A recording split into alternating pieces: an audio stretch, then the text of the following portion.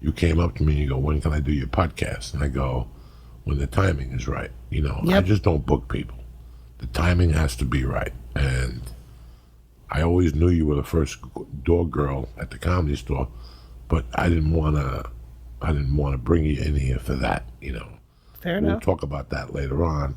I get on the plane last week and I put on the mule, and you are playing the best fucking bull dyke I've ever seen.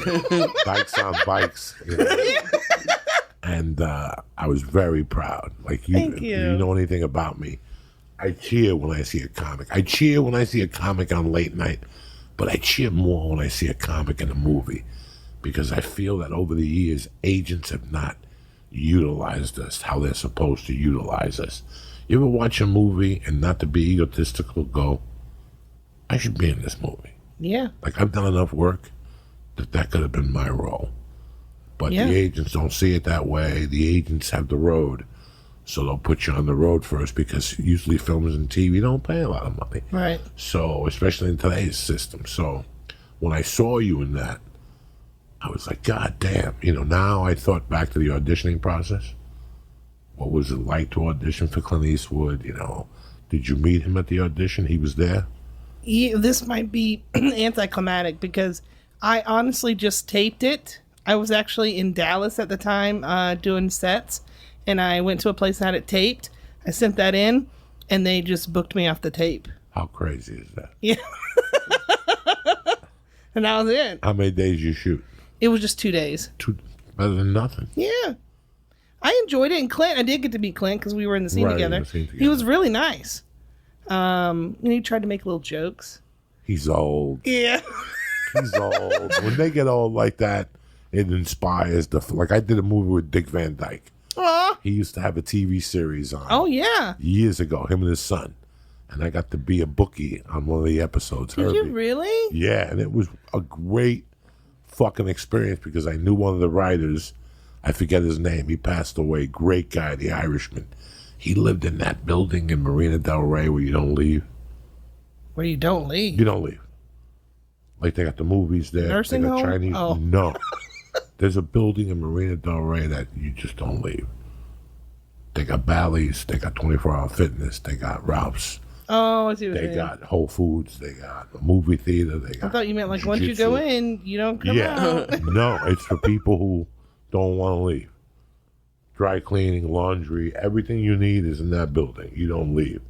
We would be there writing, and he'd order desserts up from La Cafeteria, or what do you want to eat? Spaghetti? I'll order from this place downstairs. Everything is in this building. Nice. So I became dear friends with him. He wanted to write. He was from the Bronx, and he was one of Dick Van Dyke's closest friends. I couldn't believe it. And he hired me, and I did 4 days. And the first 2 days, I couldn't look at Dick Van Dyke. I would cry. And I would pray to God that he wouldn't come over to me. Like, I had lines with his son and stuff.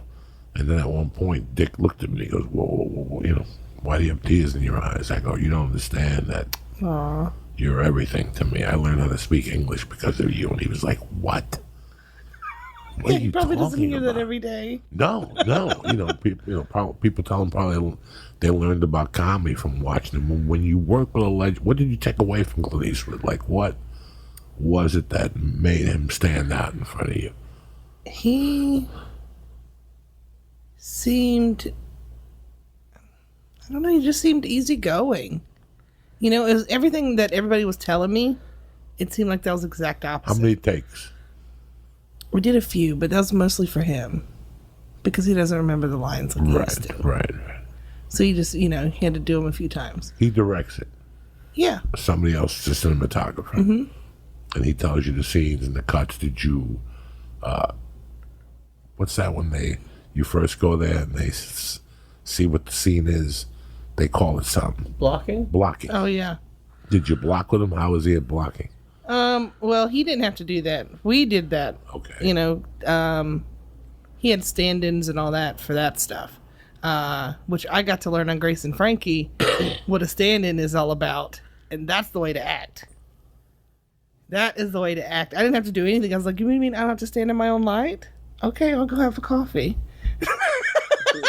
I'll be back when it's time to act. Did anyone do, like, my first job here was on a TV show, And I remember someone coming in, and before, like, my boss came up to me like, "Don't look him in the eye." Like, did they say anything weird to you about Clint? And Clint? He turned out to be cool. Actually, you know what? They all laughed at me, and they thought it was the greatest thing because he had this thing of cherries that he was carrying around in the scene because he's at a farmer's market, and he was eating these cherries. Well, we cut, and I just looked at him, and we were talking a little bit, and he was trying to tell little jokes, and I just took one of the cherries and ate it, and everybody thought that was just hilarious that I would just go to, upon myself and eat one of Clint's cherries. And he thought it was funny. And I was like, they're there. And I figured it was cool. when he said Dykes on bikes. I know. Thanks, Dykes. He giggled or something. He giggled, and I could just, when you work with people of that caliber, you go, Jesus Christ, I'm connected to Clint Eastwood now. Yeah. Like, I had a scene with Clint Eastwood. Like, when I did Analyze That, I didn't have a scene with De Niro. But I had a movie with De Niro. When I did Grudge Match. Now I'm connected to De Niro. And I'm connected to De Niro through Death. What's the Deer Hunter? Because I did a movie with John, whatever, the white dude in that. Oh. So it's so weird when you start meeting people and making different connections. Like, now you connect this dot with this dot. It's really weird. You like acting. I do. Do you really like it? I really do. What do you like better, the stand-up or the acting? Well, I love stand-up. I love making people laugh. But I find that I do that in both. So I like it. Even when I'm doing something serious, usually there's a part that you can make people laugh. When did you start auditioning? When I got here in like 3 years ago.